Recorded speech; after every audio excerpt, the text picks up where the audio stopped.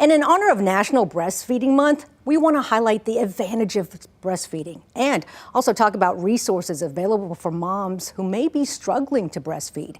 Joining us live in the KVUE studio this morning, Christa Blobaum. She is a registered nurse and certified breastfeeding specialist at St. David's Georgetown Hospital. Good morning to you and welcome to KVUE. Hi, thank you. Yeah, absolutely. Christa, first, before we talk about what moms can do, what are the benefits for babies who breastfeed? There's lots of benefits for moms who breastfeed.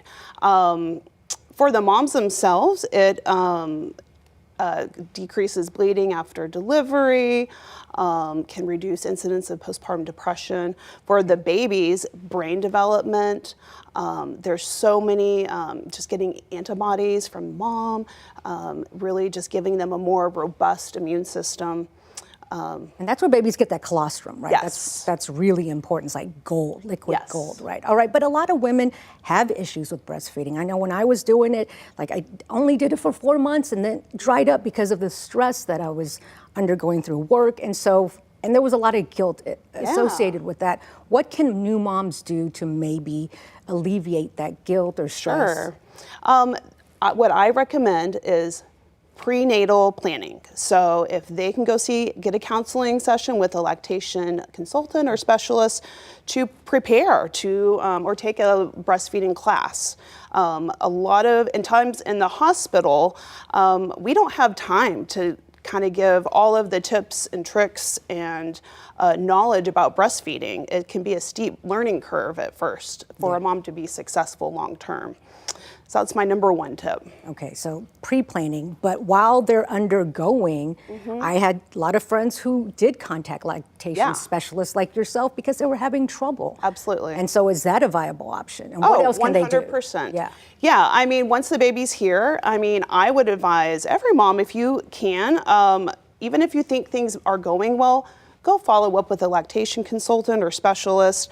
A lot of times there's things that culturally that are just not good information or good practices to maintain your milk supply long term. And so that's a good point. What are some misconceptions about breastfeeding? Well, the one I see in the hospital every day is, oh, I don't have milk. I don't have enough milk. And women have colostrum starting at 17 weeks, and their babies' tummies are super tiny. So they do have enough milk. They just don't have that mature milk yet. Oh, no, that's good. Okay, so where can people find resources? Is there a website? Is there...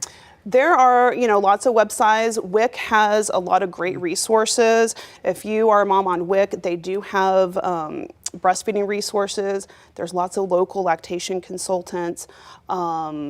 And you can talk with, your OB or your pediatrician about lactation consultants that they recommend. And of course, in our hospital, we have lactation consultants. And of course, there are alternatives, right? I mean, there are some people who cannot breastfeed. Yeah. And so there's formula. What else is there? I mean, yeah, I haven't done it in a while. So. Yeah, absolutely. Okay. Yep. And then there's, women don't always have to straight up breastfeed. There's, in our hospital, we see a variety of patients with a variety of needs and lifestyles and we cater to their needs. So maybe a combination. Yeah. So don't feel bad if you can't do it. Yeah, exactly. Right? Absolutely. Krista, thank you so much for sharing your knowledge with us.